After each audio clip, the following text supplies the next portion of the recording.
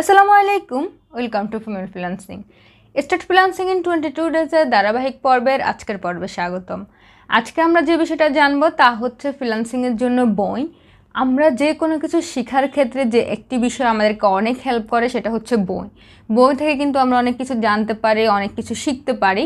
যদিও এই ডিজিটাল যুগে কিন্তু আমাদের অনেক ভার্সন এসেছে, পডকাস্ট, আমাদের যে ব্লগিং, তারপরে আমাদের অনেক কিছুর মাধ্যমে কিন্তু আমরা শিখতে পারি।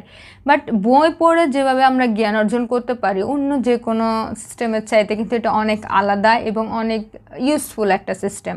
সো ফ্রিল্যান্সিং আমরা কীভাবে শিখবো? বই পড়ে। যদিও ফ্রিল্যান্সিং অবশ্যই আমাদেরকে প্র্যাকটিস করে শিখতে হবে, বাট তবু বই থেকে আমরা অনেক ইনফরমেশান জানবো যেটা আমাদেরকে অনেক হেল্প করবে।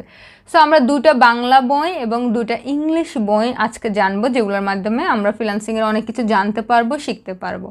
প্রথমত বাংলার যে বইটা আমরা পড়বো ফ্রিল্যান্সিং শেখার জন্য তা হচ্ছে ফ্রিল্যান্সিং হালাল ইনকামের খোঁজে, লিখেছেন মোহাম্মদ নুরুল্লাহ হোসাইন। আর দ্বিতীয় যে বইটা আমরা পড়বো সেটা হচ্ছে ঘরে বসে আয় করুন, এই বইটা লিখেছে Joyita Banerjee.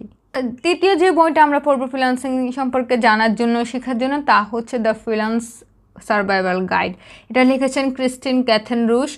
And the last one 4 number যে বইটা আমরা পড়বো ফ্রিল্যান্সিং শেখার জন্য তা হচ্ছে দ্য ফ্রিল্যান্স বাইবেল, এটা লিখেছেন হচ্ছে সারা হরওয়েটস। তো এই যে বইগুলা রয়েছে, এই 4টা বই অবশ্যই আমরা পড়ার চেষ্টা করবো ফ্রিল্যান্সিং সম্পর্কে অনেক তথ্য এবং ইনফরমেশন জানার জন্য। আর অবশ্যই ইনশাল্লাহ ভবিষ্যতে আমার বইও পাবেন, সেই জন্য অপেক্ষায় থাকুন। Okay, so best wishes, thanks for watching, see in the next part. আসসালামু আলাইকুম।